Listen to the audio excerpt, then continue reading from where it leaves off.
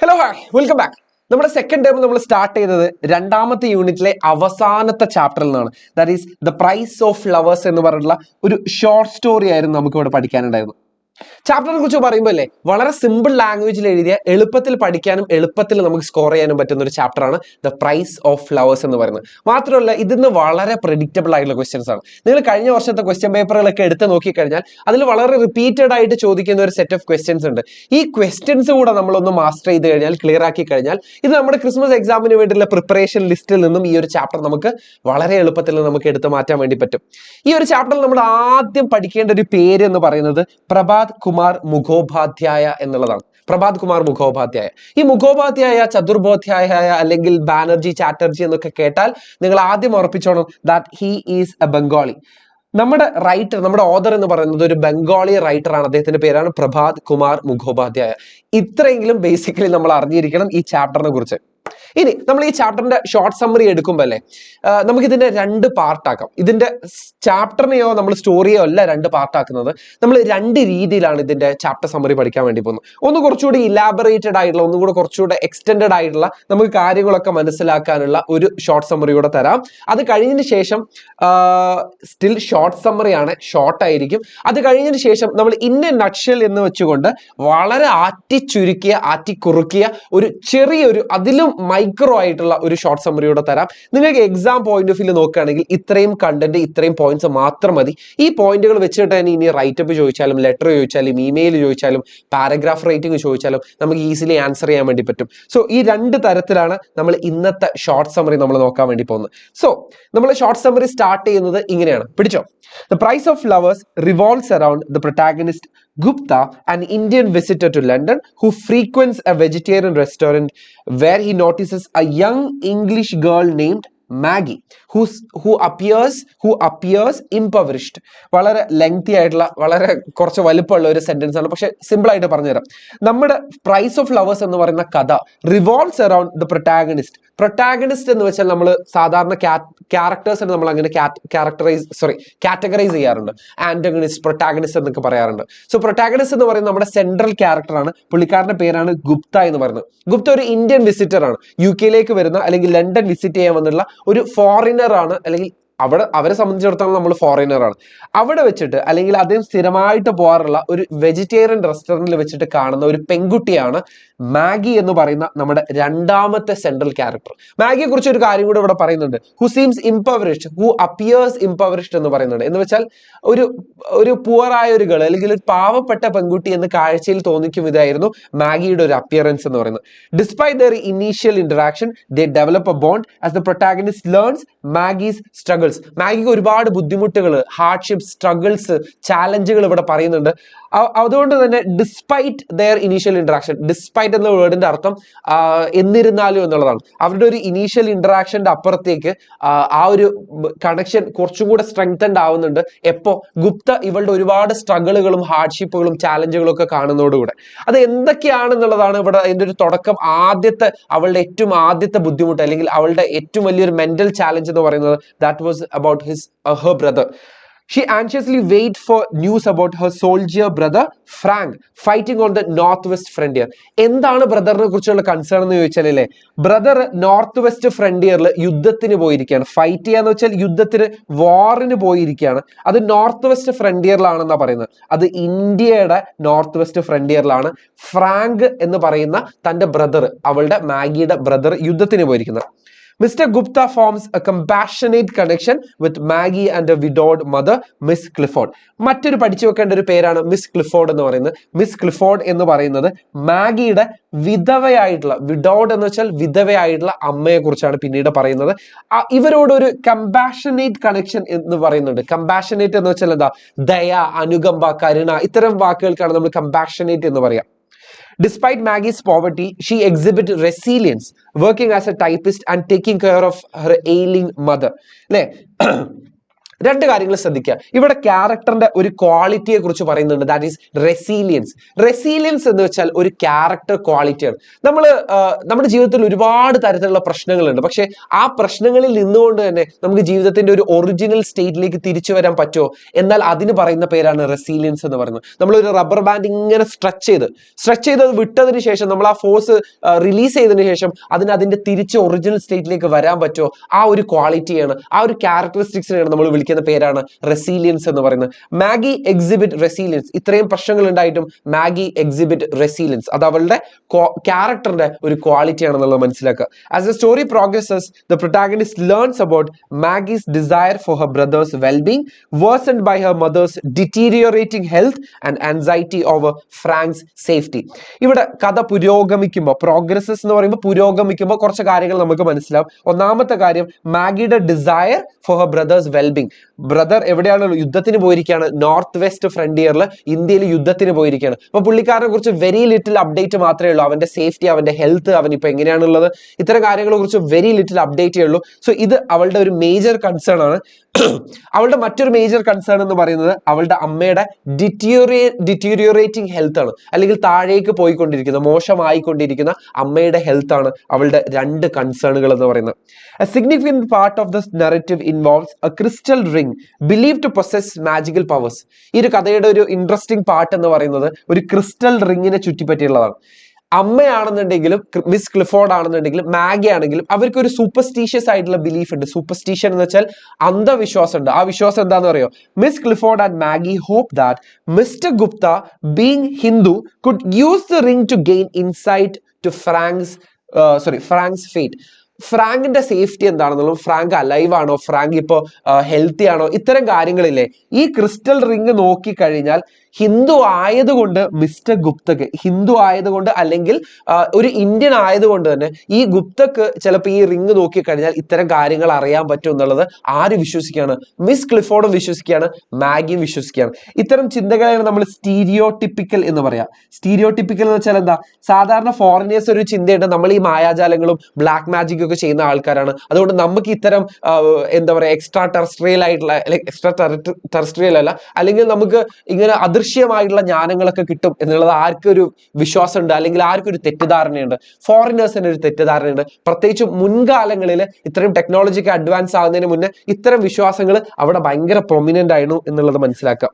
Though skeptical, the protagonist agrees to help them, initially claiming to see Frank alive in the crystal to bring comfort to the ailing mother. അമ്മക്ക് ഒരുപാട് അസുഖങ്ങൾ ഉണ്ടെന്ന് പറഞ്ഞു. Ailing എന്ന് വെച്ചാൽ ഭയങ്കര അസുഖങ്ങളുള്ള ഒരാൾ എന്നുള്ള അർത്ഥത്തിലാണ് എയിലിംഗ് എന്നിവിടെ പറയുന്നത്.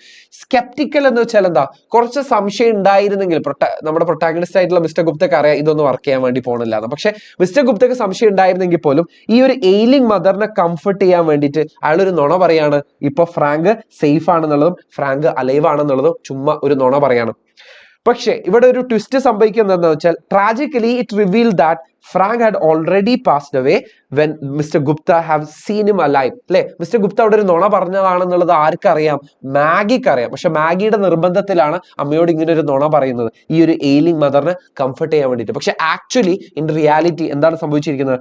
Frank had already passed away. Frank already മരിച്ചു പോയിട്ടുണ്ട്. Over time, Mr. Gupta develops a deep emotional connection with Maggie, demonstrating empathy and providing support during their difficult times. അല്ലെ, ഓവർ ദ ടൈം, അല്ലെ, ഒരു കുറച്ച് സമയം കഴിഞ്ഞിട്ട് ഈ ഒരു സംഭവത്തിന് ശേഷം മാഗിയും ഗുപ്തയും തമ്മിൽ ഒരു ഡീപ്പ് ഇമോഷണൽ ബോണ്ട് ക്രിയേറ്റഡ് ആണെന്ന് പറയുന്നുണ്ട്. അവിടെ ആക്ച്വലി കാണിക്കുന്നത് മിസ്റ്റർ ഗുപ്തയുടെ എംപതിയാണ്. എംപതിയും സിമ്പതിയും തമ്മിൽ ഒരു വ്യത്യാസമുണ്ട്. സിമ്പതി എന്ന് വെച്ചാൽ നമ്മളൊരു തേർഡ് പേഴ്സൺ ആയിട്ട് അയ്യോ പാവം എന്നുള്ള രീതിയിൽ നോക്കുന്നതാണ് സിമ്പതി. പക്ഷെ എംപതിയിൽ എംപത്തറ്റിക് ആയിട്ട് ഫീൽ ചെയ്യുന്ന സമയത്ത്, ആ ഒരു പ്രശ്നം കാണുന്ന സമയത്ത് അത് നമ്മുടെ കൂടെ ഒരു പ്രശ്നമായിട്ട് ഫീൽ ചെയ്യുന്നതാണ് എംപതിയുടെ ഒരു വ്യത്യാസം എന്ന് പറയുന്നത്. ഇത് കാണിക്കുന്നത് actually it demonstrates the empathetic feeling towards Maggi. അല്ലെ, മിസ്റ്റർ ഗുപ്തയുടെ എംപത്തറ്റിക് ആയിട്ടുള്ള ഒരു ഫീലിംഗ്സിനെ കുറിച്ചാണ് ഇവിടെ പറയുന്നത്, അല്ലെങ്കിൽ അതാണ് നമുക്ക് കാണിച്ചു തരുന്നത്. As his departure nears, Maggie visits to bid farewell. അല്ലെ, ഇയാളുടെ ഡിപ്പാർച്ചർ എന്ന് പറയുമ്പോൾ എന്താ? അയാൾ തിരിച്ച് നാട്ടിലേക്ക് പോകുന്ന സമയത്ത് Maggie visits to bid farewell. Bid farewell എന്ന് വെച്ചാൽ യാത്ര പറയുക എന്നാണ്. സോ ഈ വാക്കൊക്കെ ഒന്ന് നോട്ട് ചെയ്ത് വെച്ചേക്കാം.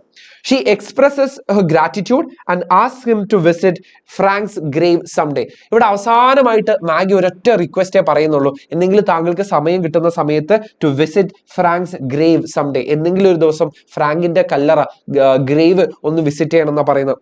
Touched by her sincerity, the man promises to honor her request and buys flowers for Frank's grave with a shilling given by Maggie.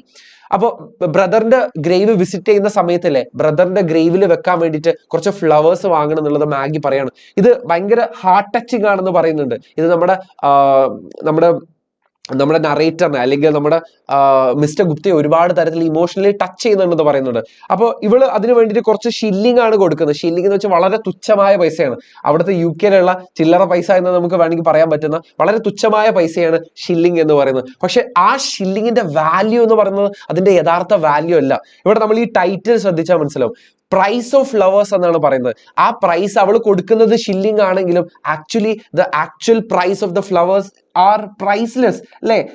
അതിനൊരു മൂല്യം കൽപ്പിക്കാൻ പറ്റൂല. ആ ഷില്ലിംഗ് എന്ന് പറയുന്നത് അവളുടെ സ്നേഹമുണ്ട് അതില് അല്ലെ, അവളുടെ ഒരുപാട് അഫെക്ഷൻ ഉണ്ട്, അവളുടെ ഒരുപാട് കൺസേണുകളൊക്കെ ചുറ്റിപ്പറ്റിയിട്ടുള്ളതാണ് ആ തുച്ഛമായ പൈസ എന്ന് പറയുന്നത് അല്ലെ. ഓക്കെ, ഈ ഒരു ചാപ്റ്ററിന്റെ അവസാനത്തിലേക്ക് വരുമ്പോൾ ഈ ചാപ്റ്റർ എന്താണ് നമുക്ക് കാണിച്ചു തരുന്നത്, എന്താണ് നമുക്ക് പഠിപ്പിച്ചു തരുന്നത്, അല്ലെങ്കിൽ എന്താണ് ഈ ഒരു ചാപ്റ്റർ സ്റ്റോറി പോർട്രേ ചെയ്യുന്നത് എന്നുള്ളത് നമ്മൾ മനസ്സിലാക്കണം. അതാണ് ഇനി പറയാൻ വേണ്ടി പോകുന്നത്. ഇത് നമുക്ക് വല്ല പാരഗ്രാഫ് റൈറ്റിങ്ങിലോ ഇലാബറേറ്റ് ചെയ്യുന്ന സമയത്തോ റൈറ്റപ്പ് ചെയ്യുന്ന സമയത്ത് കൊണ്ട് തട്ടാൻ പറ്റുന്ന സാധനമാണ്. The story portrays the bond between two individuals from different backgrounds, emphasizing compassion and the emotional struggles of a family dealing with uncertainty and loss. ഈ കഥ കാണിച്ചു തരുന്നല്ലേ ബേസിക്കലി നമ്മുടെ മാഗിയും അതുപോലെ തന്നെ ഗുപ്തയും തമ്മിലുള്ള ഒരു ഇമോഷണൽ കണക്ഷനാണ് കാണിച്ചു തരുന്നത്. പക്ഷെ ആ ഒരു ഇമോഷണൽ കണക്ഷന്റെ ബ്യൂട്ടി എന്താണെന്ന് അറിയോ, അവർ ഭയങ്കര ഡൈവേഴ്സ് ആയിട്ടുള്ള ഭയങ്കര ഡിഫറെന്റ് ആയിട്ടുള്ള രണ്ട് ബാക്ക്ഗ്രൗണ്ടിൽ നിന്ന് വരുന്നവരാണ്. മിസ്റ്റർ ഗുപ്ത എന്ന് പറയുന്നത് ഒരു ഇന്ത്യൻ ആണ്, അതുപോലെ തന്നെ മാഗി എന്ന് പറയുന്നത് ഒരു ബ്രിട്ടീഷ് ഗേൾ ആണ്. അവർ തമ്മിൽ വളരെ അതിന്റെ ഒരു ഓഡ് എത്രത്തോളമാണെന്ന് നിങ്ങളൊന്ന് ആലോചിച്ച് നോക്കിയേ. എത്രത്തോളം അപൂർവമായിട്ടാണ് അങ്ങനെ ഒരു ഇമോഷണൽ കണക്ഷൻ ബിൽഡ് ചെയ്യാനുള്ള സാധ്യതയുള്ളത്. അതുപോലെ തന്നെ ഈ ഫാമിലിയുടെ സ്ട്രഗിൾസിനെ ഈ സ്റ്റോറി കാണിച്ചു തരുന്നുണ്ട്. അതുപോലെ തന്നെ അവരുടെ ഫാമിലി എത്രത്തോളം അൺസർട്ടനിറ്റിയിലൂടെയാണ് കടന്നത്. അൺസർട്ടനിറ്റി വെച്ചാൽ എന്താ, മാഗിയുടെ മിസ് ക്ലിഫോർഡിന്റെ ലൈഫ് എന്ന് പറയുന്നത് ഭയങ്കര അൺപ്രഡിക്റ്റബിൾ ആണ്. അവരുടെ ലൈഫിൽ ഇനി അടുത്തതായിട്ട് എന്താണ് സംഭവിക്കാൻ പോകുന്നുള്ളത് യാതൊരു തരത്തിലും ഒരു മുൻകൂട്ടി പറയാൻ പറ്റൂല. അത്രയും അൺസർട്ടൺ ആയിട്ടുള്ള ഒരു ലൈഫാണ് ആരുടെ, മാഗിയുടെ മിസ് ക്ലിഫോർഡിന്. അവർക്കൊരു വലിയൊരു ലോസ് സംഭവിച്ചിട്ടുണ്ട്. അവളുടെ ബിലവ്ഡ് ആയിട്ടുള്ള ബ്രദർ നഷ്ടപ്പെട്ടു പോകുന്നുണ്ട്. അപ്പൊ ആ ഒരു ലോസിന് നമുക്ക് കാണിച്ചു തരുന്നുണ്ട്. ആ ലോസുമായിട്ട് how they are dealing with the loss എന്നുള്ളത് നമുക്ക് ഈ ഒരു സ്റ്റോറി കാണിച്ചു തരുന്നുണ്ട്. It showcases themes of empathy, sacrifice and the impact of a brief yet meaningful connection between strangers facing adversity. ഇതിന്റെ തീമുകൾ എന്ന് പറയുന്നത് എംപത്തിയാണ്. എംപത്തി ഞാൻ പറഞ്ഞു, സിമ്പത്തിയും എംപത്തിയും തമ്മിലുള്ള വ്യത്യാസം ഞാൻ പറഞ്ഞു തന്നു. അതുപോലെ തന്നെ സാക്രിഫൈസിനെ കുറിച്ച് പറയുന്നുണ്ട്. ഈ അമ്മക്ക് വേണ്ടിയിട്ട് മകൾ ഒരുപാട് തരത്തിലുള്ള സാക്രിഫൈസുകൾ ചെയ്യുന്നുണ്ട്. അല്ലെങ്കിൽ ഈ ബ്രദറിന് കാത്തിരിക്കാൻ വേണ്ടിയിട്ട്, ഈ എയിലിംഗ് മദറിന് വേണ്ടിയിട്ട് ഇവൾ ഒരുപാട് തരത്തിൽ സാക്രിഫൈസ് ചെയ്യുന്നുണ്ട് in such A young age, വളരെ ചെറുപ്പകാലത്തിൽ അല്ലെ. അത് മാത്രമല്ല ഇവര് രണ്ടുപേരും സ്ട്രേഞ്ചേഴ്സ് ആയിരുന്നു. ഗുപ്തയാണെന്നുണ്ടെങ്കിൽ ഒരു ഇന്ത്യക്കാരനായുള്ള ഒരു സ്ട്രേഞ്ചർ ആണ്. മാഗി എന്ന് പറയുന്നത് അട്ടർലി ഇൻ എ ഡിഫറെന്റ് ബാക്ക്ഗ്രൗണ്ടിലുള്ള വേറൊരു പെൺകുട്ടിയാണ് ഈ മാഗി എന്ന് പറയുന്നത്. പക്ഷെ ആ സ്ട്രേഞ്ചേഴ്സിന്റെ ഇടയിൽ വളരെ ബ്രീഫ് ആണെങ്കിലും വളരെ കുറച്ച് സമയത്തേക്കേ ഉള്ളൂ അവരുടെ തമ്മിലുള്ള ഒരു കണക്ഷൻ എന്ന് പറയുന്നത്. പക്ഷെ അത് എത്രത്തോളം മീനിങ് ഫുൾ ആണെന്നുള്ളതും ഈ ഒരു സ്റ്റോറി കാണിച്ചു തരുന്നുണ്ട്.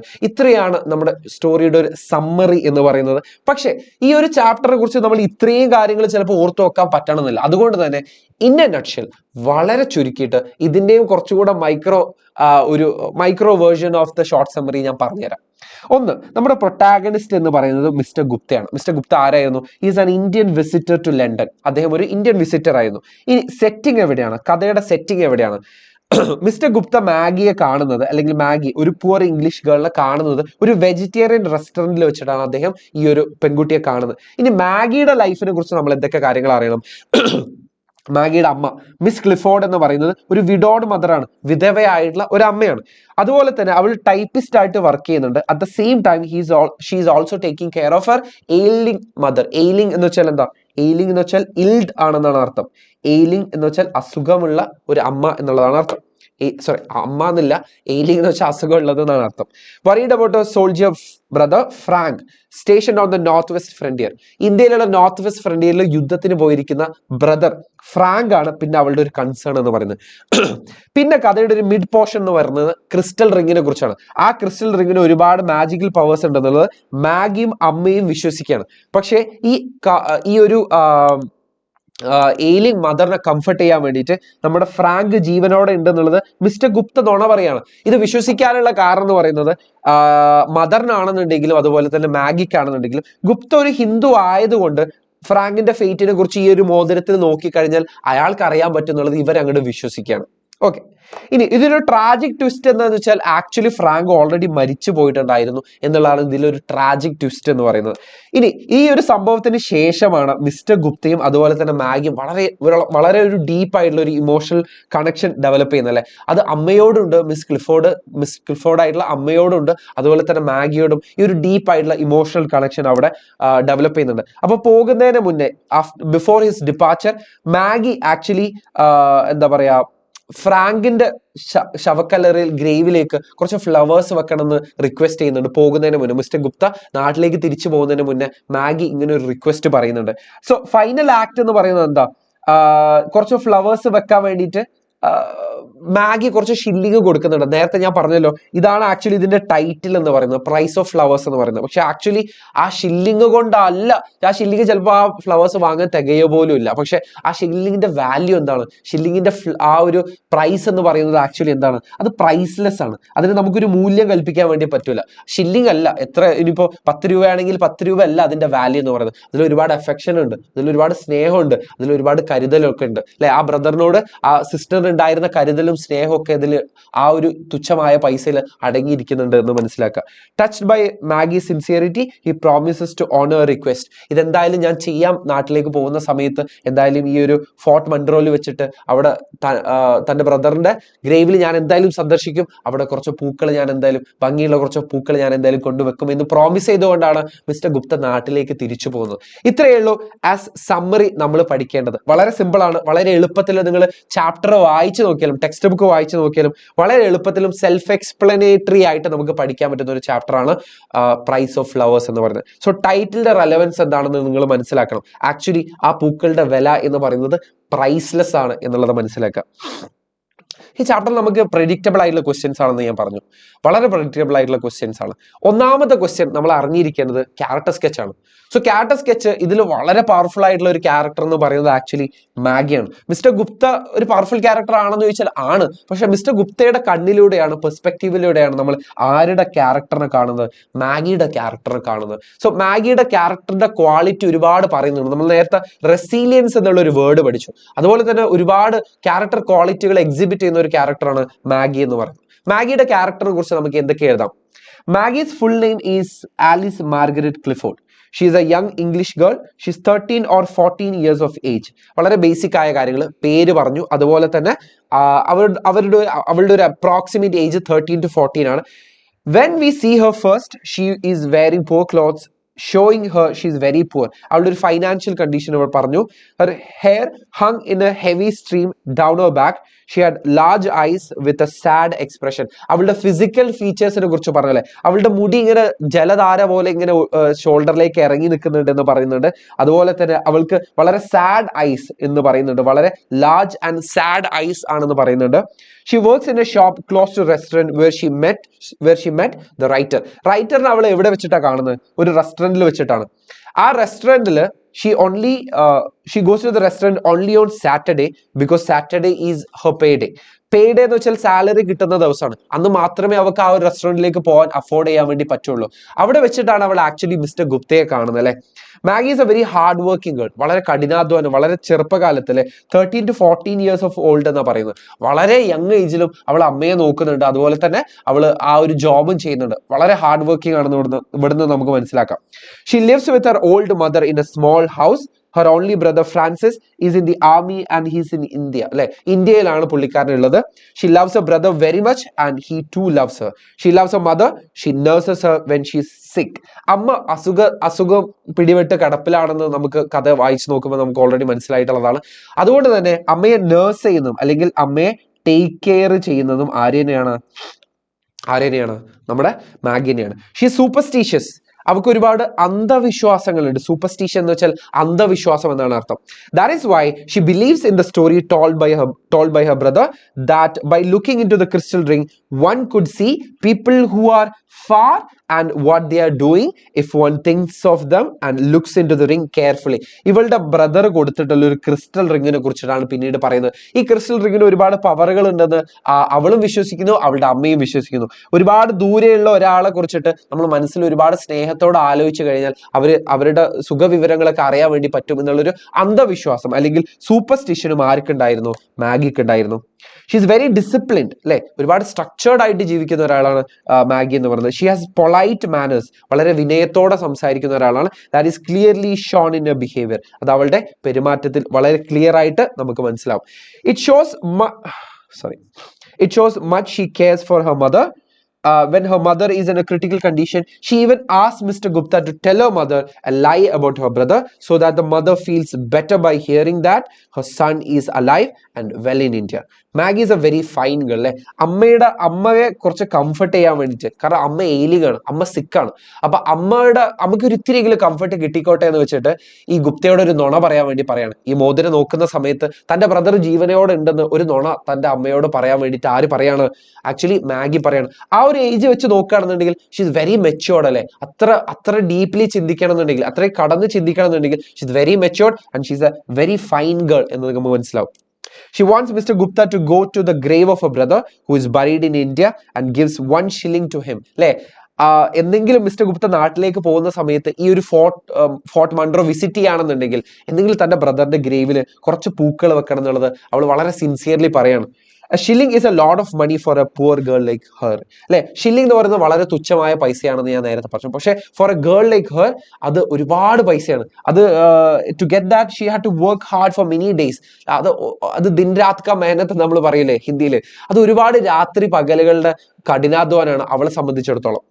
Her sacrifice brings tears to the eyes of Mr. Gupta and we too are moved to tears when we see such selfless love. അത് അവളുടെ മറ്റൊരു ക്യാരക്ടറാണ്, അല്ലെങ്കിൽ മറ്റൊരു ക്യാരക്ടറിസ്റ്റിക്സ് എന്ന് നമുക്ക് പറയാൻ പറ്റുന്നതാണ് സെൽഫ്ലെസ് ലവ്. അവൾ ഒരുപാട് സാക്രിഫൈസുകൾ ചെയ്യുന്നുണ്ട് അമ്മക്ക് വേണ്ടിയിട്ട്, തന്റെ ബ്രദറിന് വേണ്ടിയിട്ട്. അവൾ ഒരുപാട് സാക്രിഫൈസുകൾ, വിട്ടുവീഴ്ചകൾ ചെയ്യുന്നുണ്ട്. Of A teenage girl for her dead brother. I can easily say that Maggie is a model for girls of her age. അവളുടെ ഒരു പ്രായത്തിലുള്ള ഏതൊരു പെൺകുട്ടിക്കും അവളൊരു ഉത്തമയായ മോഡലാണെന്ന് നമുക്ക് പറയാൻ വേണ്ടി പറ്റും. She has done a lot of sacrifice for her family. She is very concerned about her brother. She is very concerned about her mother. അല്ലെ, അമ്മയെക്കുറിച്ചും അവളുടെ ബ്രദറിനെ കുറിച്ചും ഒരുപാട് കൺസേൺഡ് ആണ്. അവർക്ക് വേണ്ടിയിട്ട് ആണ് ശരിക്കും പറഞ്ഞാൽ മാഗി ജീവിക്കുന്നത്. അത് ഒരുപാട് ക്യാരക്ടർ ക്വാളിറ്റികൾ നമ്മൾ പറയുന്നുണ്ട്. She exhibit resilience.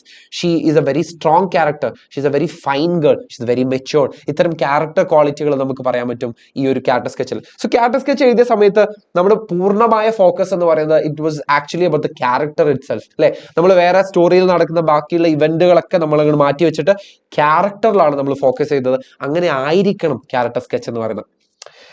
ഇതിൽ നിന്ന് നമുക്ക് പ്രതീക്ഷിക്കാൻ പറ്റുന്ന മറ്റൊരു ക്വസ്റ്റ്യൻ എന്ന് പറയുന്നത് ലെറ്റർ ആയിരിക്കും. ലെറ്റർ അല്ലെങ്കിൽ ലെറ്റർ പോലെ തന്നെ എഴുതാൻ പറ്റുന്ന ഇമെയിൽ ആയിരിക്കും നമുക്ക് പ്രതീക്ഷിക്കാൻ പറ്റുന്ന രണ്ടാമത്തെ ഒരു ക്വസ്റ്റ്യൻ എന്ന് പറയുന്നത്. ഒരു ക്വസ്റ്റ്യൻ പിടിച്ചോ. When I go to that part of the country, I shall visit your brother's grave and write to you. A few weeks after the narrator's departure, Maggie receives a letter from him. What might be the content of the letter? Draft the letter, assuming that you are the narrator. എന്തെങ്കിലും നമ്മൾ ഇന്ത്യയുടെ ആ ഒരു ഭാഗത്തിലേക്ക് പോകുമ്പോൾ north west frontier എന്നാണ് പറഞ്ഞത്. North west frontier visit ചെയ്യുകയാണെന്നുണ്ടെങ്കിൽ ഞാൻ നിന്റെ ബ്രദറിന്റെ ഗ്രേവ് വിസിറ്റ് ചെയ്യും, അവിടെ ഭംഗിയുള്ള ഫ്ലവേഴ്സ് കൊണ്ട് വെക്കും എന്നുള്ളത് മിസ്റ്റർ ഗുപ്ത മാഗിക്ക് കൊടുക്കുന്ന ഒരു പ്രോമിസ് ആണ്. അങ്ങനെ ഒരാഴ്ച കഴിഞ്ഞു. നറേറ്റേഴ്സ് ഡിപ്പാർച്ചർ എന്ന് പറയുമ്പോൾ മിസ്റ്റർ ഗുപ്തയുടെ നാട്ടിലേക്ക് പോയിട്ട് ഒരാഴ്ചയായി. Maggi receives A letter from him. Mister Gupta എഴുതിയിട്ടുള്ള ഒരു കത്ത് നമ്മളോട് എഴുതാൻ വേണ്ടി പറയാണ്. Imagining or assuming that you are the narrator. നമ്മൾ ഗുപ്തയായിട്ട് മാഗിക്ക് എഴുതുന്ന കത്താണ്. എന്തിനു ശേഷമാ? ഈ പറഞ്ഞിട്ടുള്ള ഗ്രേവ് വിസിറ്റ് ചെയ്തതിന് ശേഷം നമ്മൾ മാഗിക്ക് എഴുതുന്ന ഒരു കത്താണ് ഇവിടെ കൊടുക്കേണ്ടത്. സോ ഈ കത്തിന്റെ ഫോർമാറ്റ് എഴുതുമ്പോൾ നമ്മൾ സാധാരണഗതിയിൽ പെട്ടി വരക്കാറുണ്ട്. അതിനുശേഷം ഫ്രം അഡ്രസ് എഴുതുക. ഫ്രം അഡ്രസ് എഴുതുമ്പോൾ നമ്മൾ ഫോർട്ട് മൺട്രോയിൽ നിന്നാണ്, ഈ പറഞ്ഞിട്ടുള്ള നോർത്ത് വെസ്റ്റ് ഫ്രണ്ടിയിൽ നിന്നാണ്, ഫ്രണ്ടിയർ വിസിറ്റ് ചെയ്ത സമയത്താണ്. അതുകൊണ്ട് തന്നെ അതാണ് നമ്മളെ ഫ്രം അഡ്രസ്. ടു അഡ്രസ് കൊടുക്കുക, മാഗിയുടെ അഡ്രസ് കേട്ടോ, മാഗിയുടെ അഡ്രസ് കൊടുക്കുക. മാഗിയുടെ അഡ്രസ്സ്, മാഗി ഇന്ത്യയിലല്ല, മാഗി UK-ലാണുള്ളത്, ലണ്ടനിലാണുള്ളത്. അപ്പോൾ ആ അഡ്രസ്സ് കൊടുക്കുക. ഇവിടെ സബ്ജക്റ്റ് വേണമെന്ന് ചോദിച്ചാൽ ഇല്ല, സബ്ജക്റ്റ് നിർബന്ധമൊന്നുമില്ല. കാരണം ഇതൊരു ഇൻഫോർമൽ ലെറ്റർ ആണ്. അതുകൊണ്ട് തന്നെ നമ്മൾ സല്യൂട്ടേഷനിലാണ് സ്റ്റാർട്ട് ചെയ്യേണ്ടത്. സല്യൂട്ടേഷൻ എന്ന് പറയുമ്പോൾ അവിടെ സ്നേഹത്തോടെ ഡിയർ മാഗി എന്ന് അഡ്രസ്സ് ചെയ്തുകൊണ്ടാണ് നമ്മൾ സ്റ്റാർട്ട് ചെയ്യുന്നത്. I'm sorry that I could not write to you earlier because I was busy with the service training and formalities connected with it. ഇവിടെ ക്ഷമ ചോദിച്ചുകൊണ്ടാണ് തുടക്കുന്നത്. എനിക്ക് കുറച്ച് നേരത്തെ എഴുതാൻ വേണ്ടി പറ്റിയില്ല, എനിക്ക് കുറച്ച് റെസ്പോൺസിബിലിറ്റീസ് ഉണ്ടായിരുന്നു. I hope you and your mother are fine. സാധാരണഗതിയിൽ നമ്മളൊരു സുഖവിവരം അന്വേഷിച്ചുകൊണ്ടാണ് കത്ത് എഴുതാറുള്ളത്. I hope you are doing well or you are doing good എന്ന് പറഞ്ഞുകൊണ്ടാണ് നമ്മൾ കത്ത് തുടങ്ങാറുള്ളത്. അത് ഇവിടെ പറയുന്നുണ്ട്. അതുപോലെ തന്നെ നമ്മൾ ഇവിടെ സുഖമാണെന്ന് അങ്ങോട്ട് അറിയിക്കുകയും ചെയ്യും. I'm okay here, I'm trying to cope with my new responsibilities. I went to Fort Munro. അത് അറിയിക്കാനാണല്ലോ നമ്മൾ കത്ത് എഴുതുന്നത്. അപ്പൊ വിഷയത്തിലേക്ക് വരിക. Dear near Dera Ghazi Khan to visit your brother's grave. As desired by you, I placed some beautiful rose flowers on his grave. ഇത് അറിയിക്കുക എന്നുള്ളതാണ് നമ്മുടെ ഉദ്ദേശം. ഫ്ലവേഴ്സ് അവിടെ കൊണ്ടുവച്ചു എന്നുള്ളതാണ് ഉദ്ദേശം. When I was standing there, I thought of you and your mother and imagined how you must have felt when you heard about Frank's untimely death. Untimely എന്ന് വെച്ചാൽ അകാലത്തിൽ മരിച്ചു പോയിട്ടുള്ള നിന്റെ ബ്രദറിനെ കുറിച്ച് നിങ്ങൾ എത്രത്തോളം വിഷമിച്ചിട്ടുണ്ടാവും എന്നുള്ളത് അവിടെ ആ ഗ്രേവിന് അടുത്ത് വന്ന് നിന്നപ്പോഴാണ് എനിക്ക് മനസ്സിലായിട്ടുള്ളത്. അല്ലെങ്കിൽ എനിക്കത് അത്രത്തോളം തന്നെ ഫീൽ ചെയ്യാൻ വേണ്ടി പറ്റി. ഈ ഒരു ക്വാളിറ്റിയാണ് നമ്മൾ എന്ത് പറയുന്നത്, എംപത്തി എന്ന് പറയുന്നത്. മറ്റൊരാളുടെ വിഷമത്തെ നമ്മളെ വിഷമം പോലെ ഫീൽ ചെയ്യാൻ പറ്റുന്ന ആ ഒരു ക്വാളിറ്റിയാണ് ശരിക്കും പറഞ്ഞാൽ എംപത്തി എന്ന് പറയുന്നത്. I met 2 soldiers from the regiment to which Frank belonged and they told me that what a fine lad Frank was. എന്ന് വെച്ചാൽ പുള്ളിക്കാരന്റെ പരിചയത്തിലുള്ള ഈ ഫ്രാങ്കിന്റെ റെജിമെന്റിൽ ഉണ്ടായിരുന്ന 2 സോൾജേഴ്സിനെ കണ്ടു. അവരുടെ വായിൽ നിന്നും അവൻ എത്രത്തോളം ഒരു നല്ല മനുഷ്യനാണ്. ഗുഡ് ലാഡ്, ഫൈൻ ലാഡ് എന്ന് വെച്ചാൽ നല്ലൊരു മകൻ എന്നുള്ള അർത്ഥത്തിലാണ്. പക്ഷെ ഇവിടെ ആക്ച്വലി എത്രത്തോളം ഒരു നല്ല മനുഷ്യനായിരുന്നു അവൻ എന്നുള്ളതാണ് പറയുന്നത്. They also told me that he often talked to them about you and your mother. In fact, he had bought some Indian clothes to give both of you when he returned home. തിരിച്ചു വരുന്ന സമയത്ത് തന്റെ അമ്മക്കും സഹോദരിക്കും കൊടുക്കാൻ വേണ്ടിയിട്ട് കുറെ Indian ക്ലോത്ത്സും അവൻ വാങ്ങി വെച്ചിരുന്നു എന്നുള്ളതാണ് പറയുന്നത്. But destiny sometimes place cruel jokes. വളരെ ക്രൂരമായ കുറച്ച് തമാശകളാണ് ശരിക്കും പറഞ്ഞാൽ ഡെസ്റ്റിനിക്ക്, അല്ലെങ്കിൽ വിധിയെ സംബന്ധിച്ചിടത്തോളം അത് വളരെ തമാശ നിറഞ്ഞ ഒരു കാര്യമാണ്. അല്ലെങ്കിൽ വളരെ സിമ്പിൾ ആയിട്ട് ഇത്ര ക്രൂരമായിട്ടാണ് അത് നമ്മളോട് പെരുമാറുന്നതെന്നാണ് ഇവിടെ പറയുന്നത്. I feel extremely sorry that you lost such a fine brother and your mother such a marvellous son. നിന്നെ സംബന്ധിച്ചിടത്തോളം ഒരു ഫൈൻ ബ്രദറിനെയും നിന്റെ അമ്മയെ സംബന്ധിച്ചിടത്തോളം ഒരു മാർവലസ് സണ്ണിനെയും നിങ്ങൾക്ക് ഇവിടെ നഷ്ടപ്പെട്ടു പോയി. I pray for his soul. May his soul rest in peace. Please greet your mother on my behalf. On my behalf എന്ന് പറയുമ്പോൾ എനിക്ക് വേണ്ടിയിട്ട് നീ നിന്റെ അമ്മയെ ഗ്രീറ്റ് ചെയ്യണേ. The cake she gave me was delicious. I keep remembering you and I speak about you to my friends. When I visit England next time, I will definitely come and see you people. With lots of love, yours lovingly, Gupta. ഇവിടെ നമ്മൾ end ചെയ്യുന്ന സമയത്ത് അമ്മയെ on my behalf wish ചെയ്യണമെന്ന് പറയുന്നുണ്ട്, greet ചെയ്യണമെന്ന് പറയുന്നുണ്ട്. അതുപോലെ തന്നെ ഇത് കൺക്ലൂഡ് ചെയ്തു അല്ലെ. ഈ 2 സെന്റൻസ് ആക്ച്വലി കൺക്ലൂഡ് ചെയ്യുന്നതാണ്. ഞാൻ നിന്നെ കുറിച്ച് ഓർക്കാറുണ്ട്, ഞാൻ എന്തായാലും തിരിച്ച് ഇംഗ്ലണ്ടിലേക്ക് വരുമ്പോൾ നിന്നെ എന്തായാലും വിസിറ്റ് ചെയ്യുന്നു പറയുന്നുണ്ട്. അതിനുശേഷം നമ്മൾ കൊടുക്കേണ്ട സാധനമാണ് കോംപ്ലിമെന്ററി ക്ലോസ്. കോംപ്ലിമെന്ററി ക്ലോസ് എന്ന് വെച്ചാൽ നിങ്ങൾ ഇത് എഴുതി വെക്കൊന്നും വേണ്ട. വിത്ത് ലോട്ട്സ് ഓഫ് ലവ്, അല്ലെങ്കിൽ യോസ് ലവിംഗ്ലി, അല്ലെങ്കിൽ യോസ് ഫെയ്ത്ത്ഫുള്ളി എന്നൊക്കെ നമ്മൾ പറഞ്ഞ് ഈ ഒരു ലെറ്റർ എൻഡ് ചെയ്യുന്ന സമയത്ത് കൊടുക്കുന്ന സാധനങ്ങളൊക്കെയാണ് നമ്മൾ കോംപ്ലിമെന്ററി ക്ലോസ് എന്ന് പറയുന്നത്. അതിനുശേഷം താഴെ നമുക്ക് പേരെഴുതാം, അതിന് കൂട്ടത്തിൽ വേണമെങ്കിൽ സൈൻ ചെയ്തിടാം. ഓക്കെ, സോ ഇതുപോലെ തന്നെയാണ് നമ്മൾ ഇമെയിൽ എഴുതുന്നത്. ഇമെയിൽ എഴുതുന്ന സമയത്ത് ഈ ഫ്രം അഡ്രസ്സും അതുപോലെ തന്നെ ഈ ടു അഡ്രസ്സും ചിലപ്പോൾ എന്തായിട്ട് മാറും, @gmail.com എന്നുള്ളതായിട്ട് മാറും. അല്ലാതെ വലിയ വ്യത്യാസമൊന്നുമില്ല. സാധാരണഗതിയിൽ നമ്മൾ എപ്പോഴും സബ്ജക്റ്റ് എഴുതണം എപ്പോ ഇമെയിൽ കൊടുക്കുന്ന സമയത്ത്. സോ ഇമെയിലും ലെറ്ററും തമ്മിൽ ഇത്രയേ ഉള്ളൂ ഫണ്ടമെന്റലി വ്യത്യാസം. ബാക്കിയൊക്കെ സിമിലർ തന്നെയാണ്. അപ്പോൾ 2 മെയിൻ ആയിട്ടുള്ള ക്വസ്റ്റ്യൻ നോക്കിയിട്ടുണ്ട്. പിന്നെ ചോദിക്കാൻ സാധ്യതയുള്ള ഇലാബറേറ്റ് ക്വസ്റ്റ്യൻസ് അല്ലെങ്കിൽ പാരഗ്രാഫ് റൈറ്റിംഗ് അല്ലെങ്കിൽ റൈറ്റപ്പ് ഒക്കെയാണ് മാക്സിമം ചോദിക്കാൻ സാധ്യതയുള്ള ക്വസ്റ്റ്യൻ എന്ന് പറയുന്നത്. അപ്പൊ അതിന് വേണ്ടിയിട്ട് നമ്മൾ നേരത്തെ കൊടുത്തിട്ടുള്ള ഇന്ന നട്ട്ഷെല്ലിൽ നമ്മൾ കൊടുത്തിട്ടുള്ള ഈ പോയിന്റുകൾ മാത്രം മതി ഈ പറഞ്ഞ എല്ലാ ചോദ്യങ്ങൾക്കും ഉത്തരം എഴുതാൻ വേണ്ടിയിട്ട്. സോ ഇതുവരെ പറഞ്ഞ കാര്യങ്ങൾ നിങ്ങൾക്ക് യൂസ്ഫുൾ ആയിട്ടുണ്ട്, ഉപകാരപ്പെട്ടിട്ടുണ്ട്, നിങ്ങൾക്ക് മനസ്സിലായിട്ടുണ്ടെന്ന് ഞാൻ പ്രതീക്ഷിക്കുകയാണ്. So all the best. Thank U.